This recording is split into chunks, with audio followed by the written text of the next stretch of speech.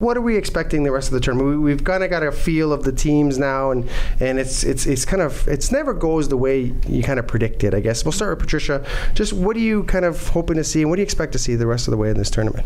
I honestly, anything I've expected has not happened. So I am not the right person to ask this. Obviously, I would love to see Poland win, but yeah, no, I'm just gonna go with it, right? Like, I do like the whole idea of the underdog. It was kind of similar to what happened with Vegas, right? Yeah. Like that similar idea. So, pending the result of Poland, we'll see what happens moving forward.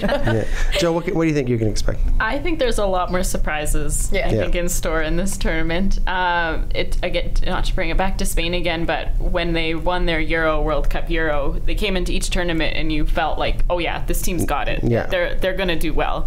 I haven't felt that way, especially with Germany, even with France coming in as being a favorite. Like, really, against the game against Australia, it was an own goal that they won on. So that game could have been a tie, and they wouldn't be in the position that they are in now. So I can't really see like a strong front runner, I guess, for the winner. And I think there's going to be some really interesting knockout games, especially if some teams get out of the group that we might not have been expecting.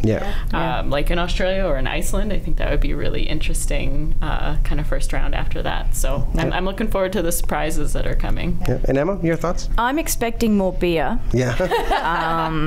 Possibly vodka, you know, in a nod to the Russians, I suppose. See, I reckon France might actually pull it out. I watching them, they're not playing terribly, but you're right. I mean, there isn't a single team that is just trouncing everybody and just creating a magical World Cup where they're just kind of doing all this amazing stuff, like the Brazil of old kind of thing. You know, we're not seeing this in this tournament at all, which I think, while it lacks the dramatic flair that perhaps we've seen from teams in the past, I don't think we're seeing that this cup. But I think that that's also okay, because it does allow for those upsets, and it is making it maybe slightly more interesting when you don't know who's going to win. And it's about like tournament football, like that strategy to playing tournament football. Like at this point, you really just have to get out of the group. That's all you have to do. You don't need to win 10-0. You don't need to have a whole bunch of flair. You just need to get out of the group, and then you got to start turning it on.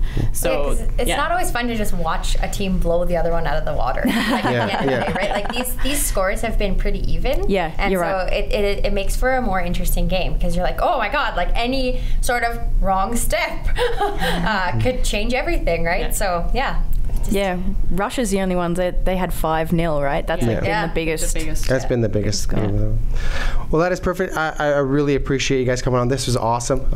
Talking football. Like I said, we could talk football all night, but I want to thank you guys for coming on and joining us and joining our little World Cup Roundtable. And you're invited. Hopefully, we'll be able to come on again and talk a little footy. Sure. Awesome. Thanks, Derek. Thanks a lot.